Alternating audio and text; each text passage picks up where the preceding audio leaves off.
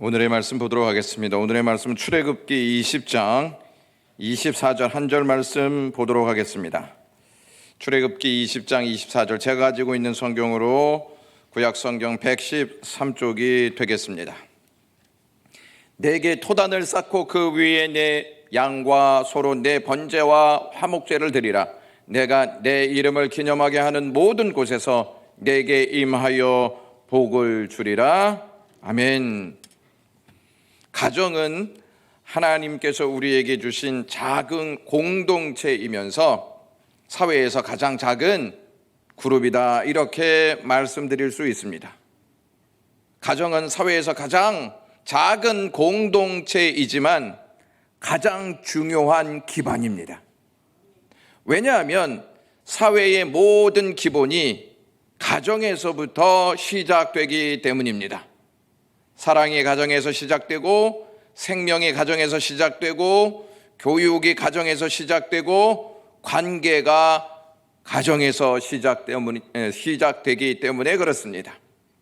그러므로 가정이 흔들린다면 사랑도 흔들리고, 생명도 흔들리고, 교육도 관계도 다 흔들리게 되어 있습니다. 그런데 가정의 붕괴가 전 세계적으로 점점 더 가속화되고 있습니다.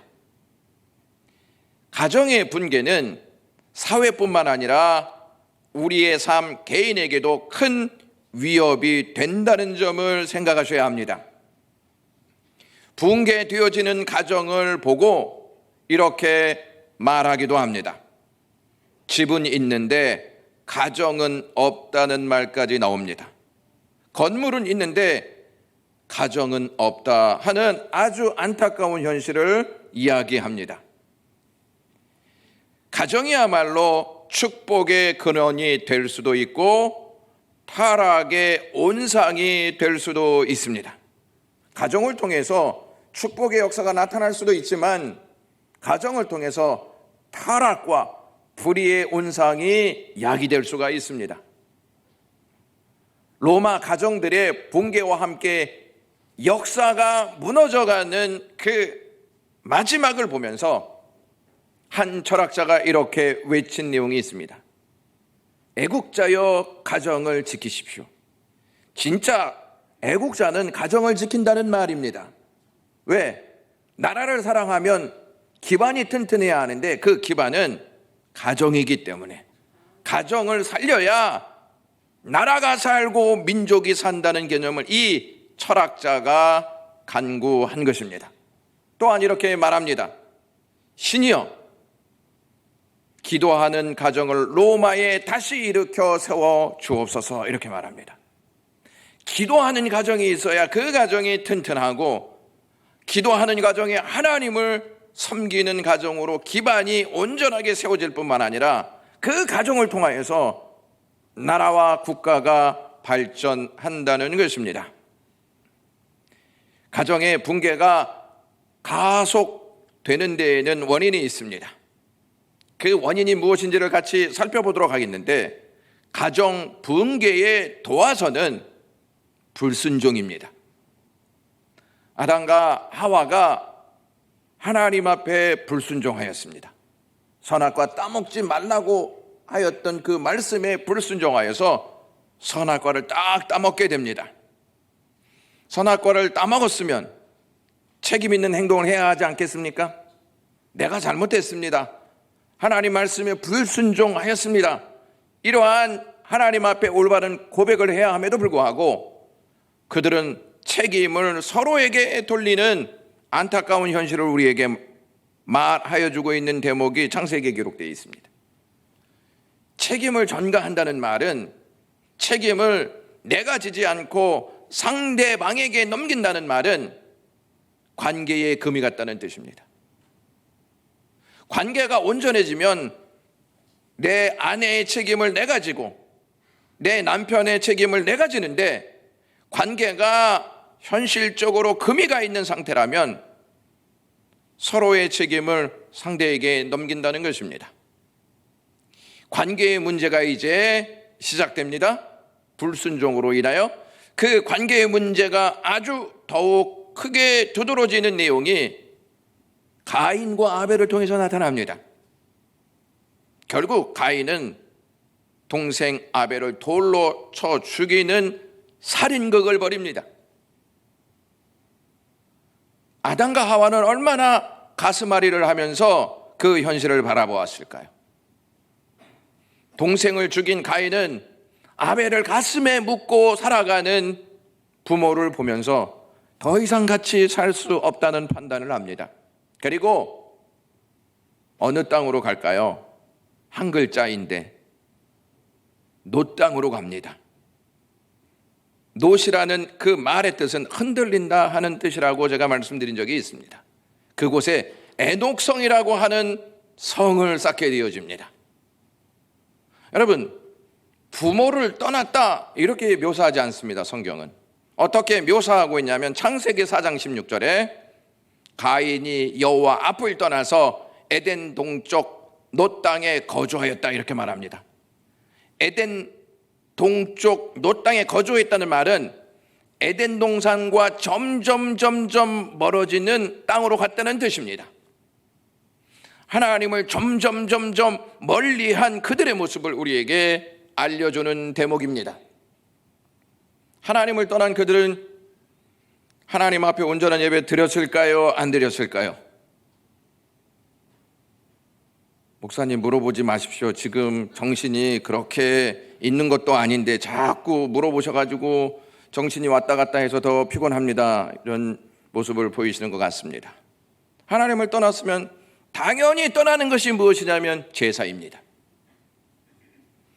하나님을 떠난 그들이 에녹성을 쌓으면서 무슨 기술을 발전시키냐면 성 쌓는 기술을 발전시킵니다. 그 기술이 언제 발하여지냐면 노아 홍수 이후에 빛이 납니다. 사람들은 시날이라는 땅 평지에 벽돌로 탑을 쌓아 올리기 시작합니다. 두 가지 목적을 이루기 위해서 하늘을 닿는 탑을 쌓기 시작합니다. 첫 번째가 무엇이냐면 우리의 이름을 내자. 이름을 내기 위해서 탑을 쌓습니다. 또 하나는 결집하기 위해서 탑을 쌓습니다. 우리가 연합하자. 우리가 하나 되자. 이러한 말을 통하여서 이 바벨탑을 높이 쌓기 시작합니다. 사람들은 하나님의 이름이 아닌 자기의 이름을 내기를 굉장히 좋아합니다. 교회에서도 마찬가지입니다. 하나님의 이름으로 모였는데 하나님의 이름은 온데간데 없고 사람들의 이름만 나타나는 현실을 보게 됩니다. 시날 땅에 올라가 있는 탑만 바벨탑이 아니고 내 이름을 내고자 하는 그곳이 바벨탑이다 하는 말씀을 잊지 말았으면 좋겠습니다. 교회에서도 하나님의 이름이 아닌 그리스도의 이름이 아닌 사람의 이름을 내려 하는 곳이 된다면 바벨탑 교회입니다. 사람들이 결집하려는 이유도 하나님을 섬기기 위해서 결집하는 것이 아니고 하나님을 대적하기 위해서 결집하였습니다. 바벨탑이요, 하나님을 대적하기 위한 목적을 담고 있습니다. 이것이 세상의 전형적인 모습으로 인본주의를 대표합니다. 사람의 이름을 나타내고 사람의 목적을 이루기 위해서 결집하는 것이 인본주의의 대표입니다. 바벨탑이 무너지지 않았습니까? 바벨탑이 무너졌는데 무너지는 것으로 끝나지 않습니다. 세상은 성과 탑을 쌓는 것을 좋아해서 높이 성 쌓는 일, 높이 탑을 올리는 기술을 계속해서 만들어냅니다. 쌓아 올리는 것은 건물만이 아닙니다. 보이는 건물만 사람들이 쌓으려 하지 않고 보이지 않는 것도 쌓으려고 노력을 아끼지 않습니다. 보이지 않는 것이 무엇이냐면 경력을 쌓으려 합니다. 스펙을 쌓으려 합니다. 인기와 지식, 명예와 권력 등을 높이 쌓아서 내가 어떠한 존재인지를 사람 앞에 보이고 싶어 합니다. 이런 것들을 쌓으면 쌓을수록 그만큼의 가치가 있다고 여기기 때문에 그렇습니다. 바벨탑의 열망은요, 사라지지 않고 출애굽기에서도 나타난다는 거 여러분 아십니까?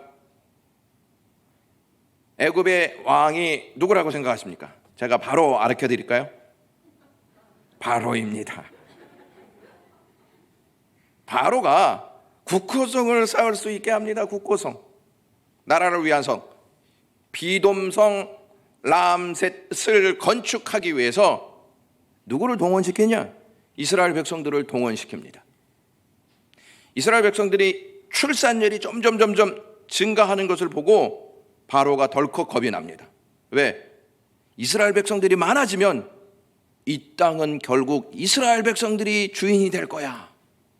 이런 두려움이 생깁니다.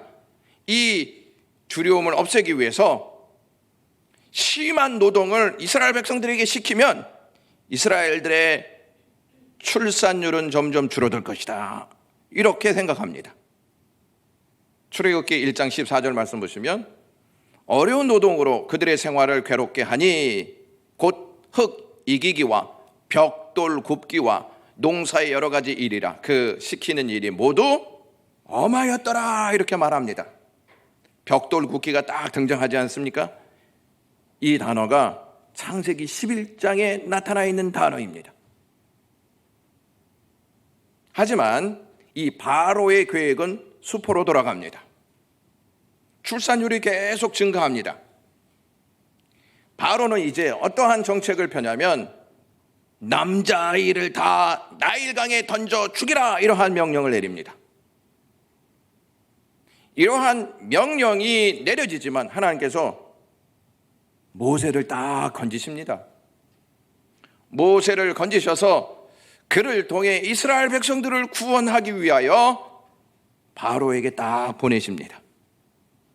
아무리 하나님의 계획을 만든다 할지라도 하나님의 능력을 이기는 권세는 없기 때문에 하나님께서 그 모든 상황들을 다 타파하시고 하나님의 뜻을 세워가십니다. 모세가 바로에게 하나님께 제사할 수 있도록 이스라엘 백성들을 보내주시오 이렇게 청합니다. 예배하는 것은 하나님의 뜻이기 때문에 이스라엘 백성들을 보내주시오 이렇게 말합니다. 모세의 말을 듣고 바로가 바로 분노했을까요? 조금 있다가 분노했을까요? 바로 분노했습니다. 그래서 이름이 바로예요. 그리고 이렇게 출애굽기 5장 8절에 이야기합니다. 전에 만든 벽돌 수요대로 그들에게 만들게 하고 감하지 말라. 그들이 게으름으로 소리질러 이르기를 우리가 가서 우리 하나님께 제사 드리자 하나니. 그러니까 벽돌의 수요를 더 늘려야 이들이 제사할 생각을 더 이상 하지 않는다. 이렇게 딱 명령을 내립니다. 더 이상 별미를 주면 안 된다. 그 틈을 타서 이 사람들은 또 예배를 생각할 것이고 예배하고자 하는 마음이 생겨서 애굽에서부터 떠나가려고 할 것이다 하는 생각을 하는 것이죠. 그러니까 바로는 이스라엘 백성이 하나님께 제사하지 못하도록 벽돌 만드는 일을 늘립니다. 그것을 통해서 국고성을 건축하기 위해 몰두하도록 만드는 것입니다. 그러니까 예배할 생각은 아예 하지 못하게 하고 벽돌 만드는 일과 국고성 쌓는 일에 집중하게 만든다는 것입니다. 애굽의 바로는 이 세상을 대표하는 존재입니다. 이렇게 세상은 하나님 백성들에게 예배하라고 주신 그 기회를 다 생각하지 못하게 만든다는 것입니다. 예배하는 것을 원하지 않습니다. 여러분, 코로나 때 직장에서 명령이 내려왔습니다. 주일날 교회 가지 말아라. 교회 가면 코로나 걸린다. 코로나 걸리면 승진하지 못할 것이다. 제가 꼭 진짜 사장 같지 않습니까? 이렇게 세상은 하나님의 백성이 하나님을 예배하지 못하도록 만든다는 점을 아셔야 합니다. 예배하지 못하도록 하기 위해서 무엇을 많이 줄까요? 1번 일거리, 2번 일거리, 3번 일거리. 3번 맞습니다. 3번입니다. 일거리를 많이 줍니다. 주말도 없습니다. 그래야 무슨 생각 안 하게? 예배할 생각 안 하게. 그러한 일들을 세상에서 우리에게 한다는 것을 놓쳐서는 안 될 것입니다. 하나님께서 이스라엘 백성들을 구원하신 데에는 목적이 있습니다. 그 목적이 무엇이냐면 하나님을 예배하도록 하기 위해서 구원하신 것입니다. 여러분, 왜 구원하셨습니까? 천국 가게 하시기 위해서 구원하셨죠. 그 말씀도 틀리지 않습니다. 하지만 예배하도록 우리를 구원하신 것입니다. 하나님이 우리를 구원하셨습니다. 그래서 우리는 구원하신 하나님을 예배해야 합니다 하는 고백이 이 예배를 통하여 하나님께 올려질 수 있고 세상에 전해질 수 있도록 하나님께서 우리를 구원하셨다는 말씀입니다. 세상은 예수 그리스도가 오실 때까지 하나님의 백성들에게 예배하지 못하도록 만들 것입니다. 근데 이상한 현상이 일어나고 있습니다. 요즘에는. 그게 뭐냐? 세상이 예배 못하게 하는 게 아니고 우리 스스로 예배를 안 하게 점점점 그러한 마음 자세를 갖는다는 것입니다. 그래서 세상은 우리 가만히 있어도 돼. 왜냐하면 교회 다니는 사람들이 스스로 예배 드리기를 원하지 않아. 이러한 말들을 한다는 것이죠. 얼마나 불행합니까, 여러분? 얼마나 안타까운 현실입니까? 이곳이 예배하는 자리임에도 불구하고 예배에 나오는 분들이 그렇게 많지는 않다는 것입니다. 하나님 백성의 가정과 세상 가정이 다른 점이 있어야 합니다. 그렇지 않겠습니까? 세상 가정이나 하나님 가정이나 똑같다면 그것이 무슨 의미가 있겠습니까? 하나님 백성의 가정은 하나님을 예배하는 공동체입니다. 하나님 백성의 가정은 하나님 나라를 넓히는 곳입니다. 어떻게 하면 하나님의 나라를 넓힐 수 있습니까? 예배하면서 넓히는 것입니다. 자, 여기가 예배의 터전이지 않습니까? 만약에 이곳이 예배의 터전이 되지 아니하면 하나님의 나라는 넓혀지지 않는 것이죠. 예배하는 공간을 만들면 만들수록 그곳이 하나님 나라의 장소가 되어진다는 사실입니다. 이것을 잊지 마셔야 합니다. 하나님께서 흑암의 권세로부터 우리를 구원하셨습니다. 구원받은 우리는, 구원받은 믿음의 가정은 사명이 있습니다. 우리는 늘 구원받으면 뭐 천국이지 뭐가 있겠어. 구원받은 백성은, 구원받은 가정은 사명이 있습니다. 하나님을 섬기는 사명, 예배의 사명과 하나님 나라를 넓히는 사명이 있습니다. 요거는 머리에 기억하셔야 합니다. 목사님, 저는 기억력이 없습니다. 문을 열면 나가자마자 없어집니다. 그럼 성경책에 이렇게 딱 써놓으십시오. 세상은 열심히 바벨탑과 에녹성 그리고 비돔과 라암색과 같은 국고성을 쌓기에 열을 낼 것입니다.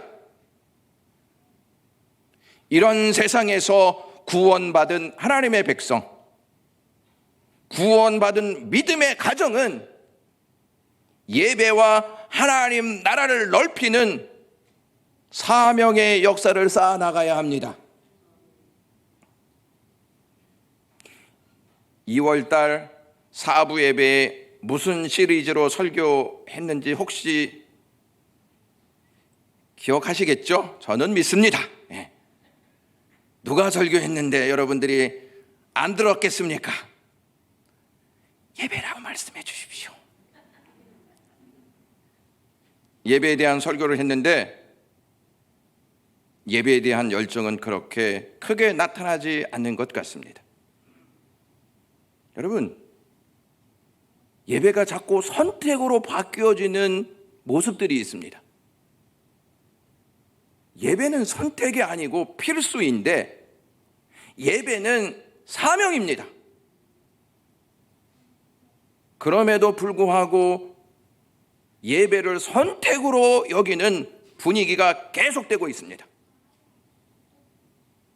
하나님은 출애굽한 이스라엘 백성들에게 하나님의 백성답게 살아야 할 규범을 모세에게 전달하셨습니다.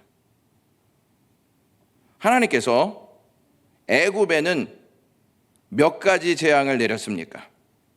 10가지 재앙을 내렸습니다. 구원받은 하나님 백성에게는 몇 가지의 말씀을 하셨습니까? 10계명. 몇 가지의 말씀을 하셨습니까? 10계명입니다. 10가지의 말씀을 하셨습니다. 애굽 백성들에게는 10가지의 재앙, 하나님의 백성들에게는 10가지의 생명의 말씀을 하셨습니다. 그 10계명을 딱 주신 다음에 오늘 본문 말씀을 하나님께서 하시는데 이렇게 말씀하십니다. 토단을 쌓고 번제와 화목제를 드리라. 하나님의 백성들은 말씀을 받는 자요, 하나님의 백성들은 예배를 중심으로 그 말씀에 순종하는 자들입니다. 하나님의 10가지의 말씀을 순종하기 위해서 필수적인 것이 예배입니다. 세상은 안전과 안위를 위해서 탑과 성을 쌓는 일에 열중합니다. 구원받은 하나님의 백성인 가정은 토단을 쌓는 일에, 예배하는 일에 열중합니다. 세상은요, 안전과 안위를 위하여 성 쌓는 일에 열중하고 하나님의 백성들은 토단을 쌓는 일에 열중한다는 것입니다. 토단을 쌓고 이렇게 말하고 있지 않습니까? 그 위에 번제와 화목제를 드리라, 이렇게 하나님께서 말씀하십니다. 이게 무슨 의미일까요? 토단이란 말은 자연석과 진흙으로 쌓은 제단을 말합니다. 자연석, 자연돌과 흙으로 쌓는 단을 말하는 것입니다. 흙은 어디에서나 쉽게 구할 수 있는 것입니다. 어디서나 제단을 쌓을 수 있습니다. 그래서 토단을 쌓고 번제와 화목제를 드리란 말은 어디에서나 예배를 드릴 수 있다 하는 말씀입니다. 여러분, 이스라엘 백성들은 광야에서의 삶을 살지 않았습니까? 광야에서 살았다는 말은 계속 이동하는 것입니다. 한 곳에 정착할 수 있는 환경이 아니기 때문에 이동할 때마다 너희들은 하나님 앞에 번제와 화목제를 드리라, 이렇게 말하고 있는 것입니다. 다른 핑계를 대지 못하도록 하나님께서 토단을 쌓고 번제와 화목제를 드리라고 하신 것입니다. 아니, 광야에서 무슨 예배입니까? 예배할 수 있는 환경이 전혀 아닌데 어떻게 이런 곳에서 예배할 수 있습니까? 이렇게 말하지 못한다는 것입니다. 왜? 흙이 있는 곳에 흙으로 제단을 쌓고 예배하라, 돌이 있는 곳에 돌을 쌓고 예배하라, 이렇게 말씀하고 있는 것입니다. 광야에 흙이 있어요, 없어요? 목사님, 광야를 가지는 못했지만 광야의 삶을 살고 있어서 참 힘드네요. 이런 표정을 보이시는 것 같아요. 광야에 흙이 있지 않습니까? 그곳에서 하나님을 섬기라는 말입니다. 하나님은 가는 곳곳마다 하나님 앞에 예배할 수 있도록 토단을 쌓고 번제와 화목제를 드리라고 명령하셨습니다.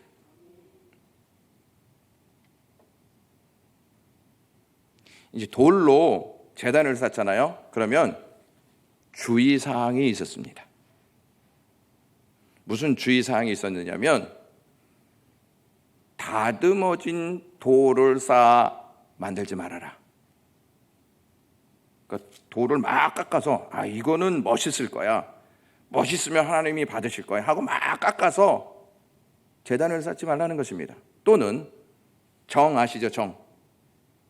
이 돌을 깨고 아름답게 만드는 도구인 이 정을 이 돌에 사용해서 아름답게 무엇인가 만들어서 제사하지 말라는 것입니다. 25절 말씀 보시면 내가 내게 돌로 단을 쌓거든 다듬은 돌로 쌓지 말라. 내가 정으로 그것을 쪼면 부정하게 함이니라 이렇게 말합니다. 부정하게 된다는 거예요. 어찌하여 부정하게 되는 것일까요, 여러분? 정성도 깃들여져 있고 땀도 흘려서 만들어진 것인데 왜 하나님은 그것을 부정하다 말씀하고 있는 것일까요? 여기에서 번제와 화목제 있지 않습니까? 이것이 예수 그리스도께서 오셔서 십자가에서 드려질 사건이에요. 그러니까 인간의 노력으로 하나님께 나아갈 수 없다는 이야기입니다. 인간의 노력으로 하나님과 관계를 맺을 수 없다는 말입니다. 누구로 인하여? 누구로 인하여? 예수님으로 인하여만 하나님께 나와서 온전한 예배를 드릴 수 있다는 말입니다. 그러니까 다듬지 않은 돌을 가지고 와서 예배 드려도 하나님께서 받으시고, 정으로 쪼아 만들지 아니한 돌을 가지고 나와서 하나님 앞에 예배해도 그것이 아무런 거침돌이 되지 않는다는 말입니다. 이것을 가지고 오면서 장차 예수님이 오실 거야. 이 예수님께서 단번에 화목제와 번제물이 되신다. 우리는 그 그리스도의 이름으로 하나님 앞에 나갈 수 있어. 그래서 그 주님을 의지하는 거예요. 우리의 구원은 전적으로 어린 양 되신 예수 그리스도의 구속으로 말미암아 서는 것이지 우리의 노력으로 설 수 있는 것이 아닙니다. 예수님 없이 우리의 노력으로 예배한다? 하나님 받지 않으신다고 말씀하십니다. 이건 겁니다. 예배 시간에 오늘 주일이야, 9시 예배 드릴까 11시 예배 드릴까 하고 그냥 나와서 예배 딱 끝나고 돌아간다고 그것이 하나님이 받으실 만한 진정한 예배가 아니고, 나는 죄인이야, 그래서 나는 예수 그리스도가 아니면 하나님과 온전한 관계 될 수 없고, 하나님이 나에게 은혜 주셨기 때문에 나는 그 은혜로 예배할 수 있어, 이러한 마음가짐으로 나와서 예배하라는 말씀입니다.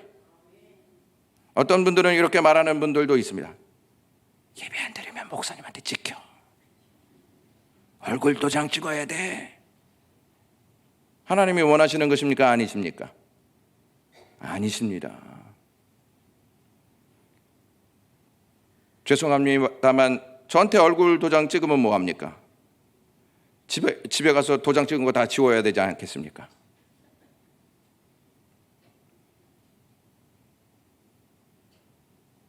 여러분, 다듬어진 돌, 정으로 쪼개진 돌 사용하지 말라는 이것을 어디까지 올라가서 생각해 보아야 하냐면 창세기 11장 바벨탑 사건입니다. 창세기 11장 3절에 이러한 말씀이 있습니다. 자, 벽돌을 만들고 견고히 굽자하고 이에 벽돌로 돌을 대신하며 역청으로 진흙을 대신한다. 뭡니까? 벽돌은 다 돌로 째는 것이죠. 다듬어진 돌로 쌓는 거 아니겠습니까? 인간을 위해서, 인간의 이름을 내기 위해서 하나님을 대적하기 위한 결집으로 이러한 일들을 하고 있습니다. 이런 거 하지 말라는 말입니다. 이것은 신본주의에서 나온 게 아니고 인본주의에서 나온 것이기 때문에 아예 이것을 하지 말라는 말씀을 하나님께서 모세를 통해 이스라엘 백성들에게 하고 있는 것입니다. 토단을 쌓은 후에 하나님께서 이렇게 말씀하십니다. 너희 양과 소로 너희 번제와 화목제로 드리라, 이렇게 말씀하십니다. 번제는요, 제물을 모두 태워서 드리는 제사입니다. 적당히 드리는 것이 아니라 온전히 헌신한다는 말씀입니다. 온전히. 이 정도면 됐어, 이게 아니고 이 정도면 됐어, 이걸 누가 측량할 수 있습니까? 하나님이십니다.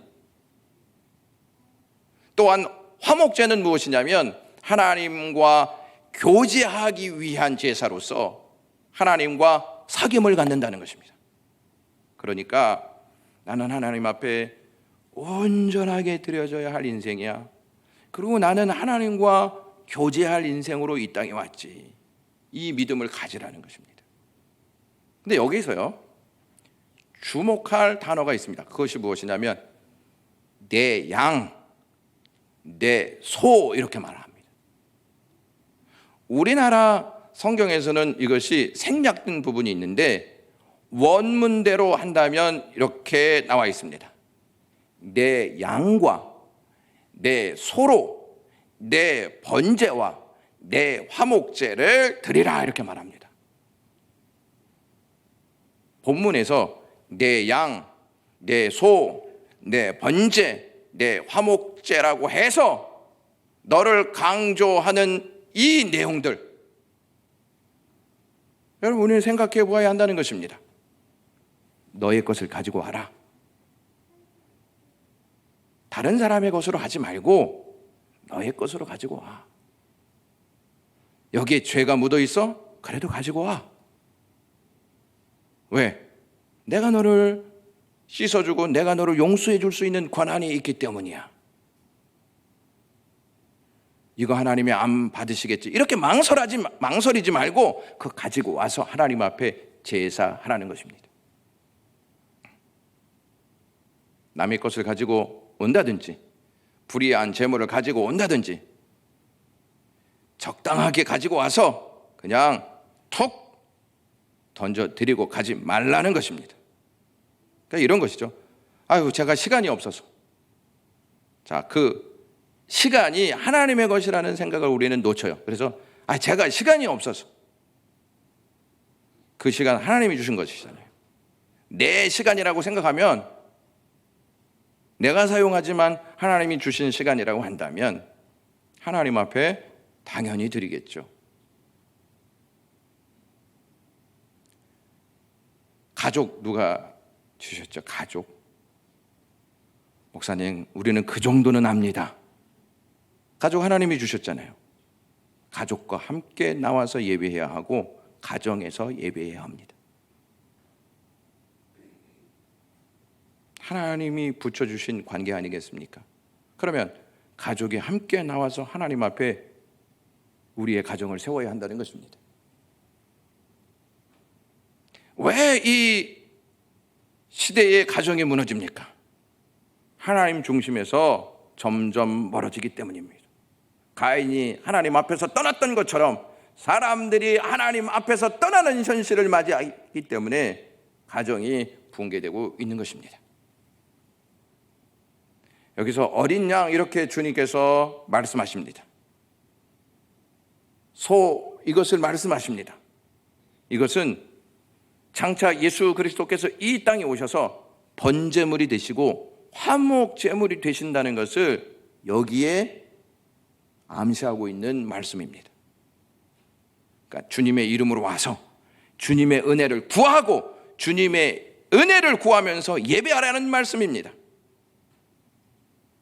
나는 죄인이니까 주님 앞에 가서 은혜를 구해야지. 이게 예배라는 거예요.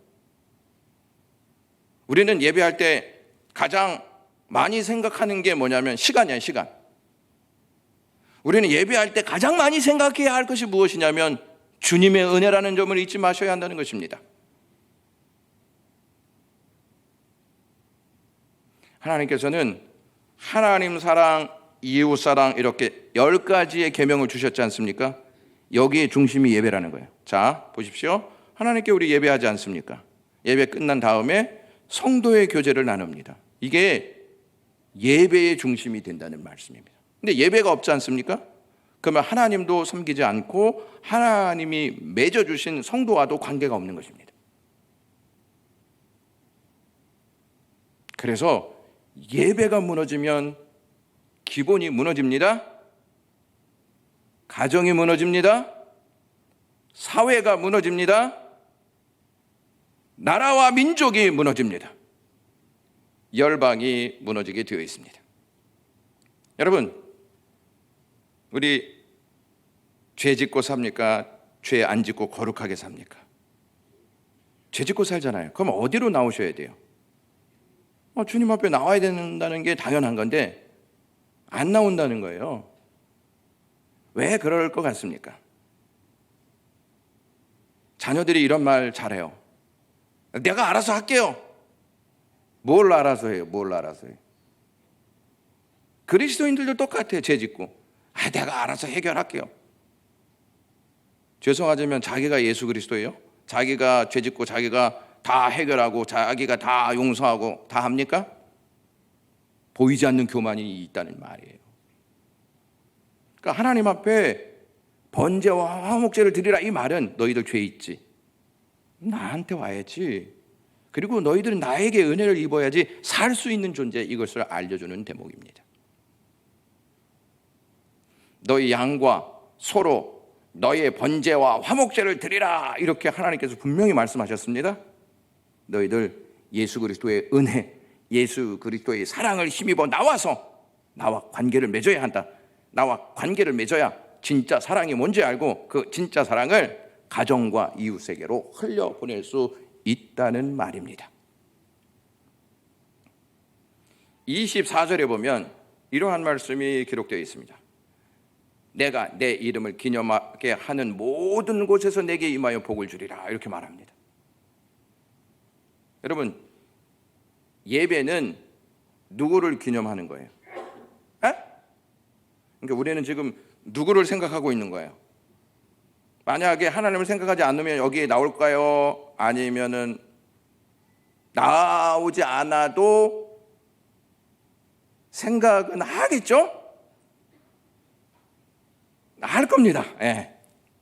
여기에서 기념이라고 하는 말이 기억하게 하다, 소제를 드리다 하는 뜻이 있어요. 그러니까 하나님을 기억하면 예배에 나오게 되어 있습니다. 여러분, 사랑하는 사람을 기억하면 그 장소에 갑니까? 안 갑니까? 당연히 갑니다. 그러니까 예배는요, 하나님의 이름을 기억하여 나와서 영광을 돌리는 것입니다. 그러니까 하나님의 이름을 기억하라는 말은 하나님이 주신 은혜를 기억하라는 말입니다. 나 은혜 받은 사람이지. 은혜 받았으면 나에게 은혜 주신 하나님을 높이고 영광을 돌리는 것입니다. 하나님께 예배하는 것이죠. 기뻐요? 별로 기뻐요? 또 이것도 야리까리한가요? 기쁘지 않습니까? 우리가 구원받았다고 하는 현실이. 그러니까 우리가 예배하는 이유는 중요한 본질을 갖고 있어야 돼요. 그게 뭐냐? 예수님을 잊지 않기 위해서 예배하는 거예요. 사람도 얼굴을 보지 않으면 멀어지게 되어 있어요. 사람이 하나님께 예배하지 않잖아요? 하나님의 은혜를 망각하게 되어 있습니다. 하나님께 예배하면 예배할수록 그분이 생각나게 되어 있다는 말씀입니다. 그래서 우리는 은혜를 주신 그 하나님을 기억하고 십자가에서 구원 주신 그 예수님을 기억하기 위해서 예배에 나와서 하나님께 영광을 돌리는 것입니다. 우리가 예배로 돌아갈 때 회복의 역사가 일어납니다. 전락의 역사는 예배가 사라지고 회복의 역사는 예배가 부흥합니다. 우리 맨날 그렇잖아요. 아이고, 우리 교회가 부흥해야지. 부흥의 시작이 어디라고 생각하십니까? 자꾸 수라고 생각하시면 인본주의 사상에 빠져 있는 것입니다. 부흥은 예배에서부터 시작되는 것입니다. 예배가 부흥하지 않으면 부흥이라고 말할 수 없어요. 왜냐하면 신천지 사람 많이 모여요, 적게 모여요? 전문가 입장에서 볼 때 우리 교회보다 많이 모일걸요? 그래서 이제 어느 날 차를 타고 가는데 이제 이런 말을 했습니다. 이단은 왜 이렇게 부흥하는 거야? 그래서 제가 뭐라고 얘기했냐면, 부흥이라는 말을 함부로 쓰지 마십시오, 이렇게 얘기했어요. 부흥은 오직 그리스도를 믿는 공동체 안에서만 써야 합니다. 그 예배가 온전해지면 질수록 부흥이 일어나는 것입니다. 자, 기억하지 않습니까? 그러면 하나님이 여기에도 보상하십니다. 무엇을 주시느냐? 복을 주신다고 말합니다. 그러니까 예배를 망각하지 않습니까? 뭐에서 멀어지는 거예요? 예배를 망각하고 이제 예배를 안 드리잖아요. 그럼 뭐에서 자꾸 멀어지는 거예요? 복이라고 얘기해 주세요. 복에서 멀어지는 거예요. 왜? 하나님이 예배하는 그곳에 복을 주신다고 얘기하지 않았습니까? 하나님의 이름을 기념하고 그리스도의 구원을 기억하면서 하나님 앞에 영광 돌리는 삶을 살아가면 살아갈수록 마음에 기쁨이 오지 않습니까? 이게 복의 역사인 것이죠. 하나님을 영화롭게 하고 하나님을 기쁘게 하기 위해서 우리는 예배하는 것입니다. 그런데 여러분, 예배가 교회에서만 이루어져서는 안 되고 가정에서도 이루어져야 합니다. 가정에서. 그래서 오늘 제목이 가정 위에 세우는 예배 위에 세우는 가정입니다. 예배 위에 세우는 가정이에요. 예배가 교회에서뿐만 아니라 가정 속에서도 해야 한다는 것입니다. 제가 아까 설명하였듯이 가정은 하나님을 예배하는 공동체이기 때문에 그래요. 저희 청년부와 이제 이야기를 나누는 시간이 있었습니다. 저희 청년 중에 한 청년이 저에게 이렇게 얘기했습니다. 목사님, 저와 제 동생이요, 가정에서 하나님께 예배하고 있습니다. 이렇게 말했습니다. 근데 제가 그 이야기를 들으면서 얼마나 감사하고 기쁜지요. 가정이 제단이 되어지는 것이고 가정이 예배의 초소가 되어지는 것입니다. 여러분, 이 말씀 또 여러분 듣는다. 오늘 잘못 왔다. 또 여기에서도 예배 드려야 되는데 집에 가서 또 예배 드리라고 하니 부담스러워서 이거 교회를 다닐 수가 있겠는가? 일주일에 한 번 정도 예배를 하나님 앞에 가정에서 드림이 필요합니다. 예배의 감격에 빠져라, 이 책이 있습니다. 거기에서 이러한 내용을 우리에게 알려줍니다. 신앙의 수준은 예배가 말해주고 예배의 수준은 신자의 삶이 묶입니다. 신자는 예배를 가능하게 하는 삶을 살 수 없고 능가하는 삶을 살 수 없고 삶을 능가하는 예배도 드릴 수 없습니다. 그러니까 삶을 보면 그 예배도 알고 그 사람의 신앙 수준도 다 안다는 것입니다. 직분이 예배를 대변하지 않습니다, 여러분. 예배가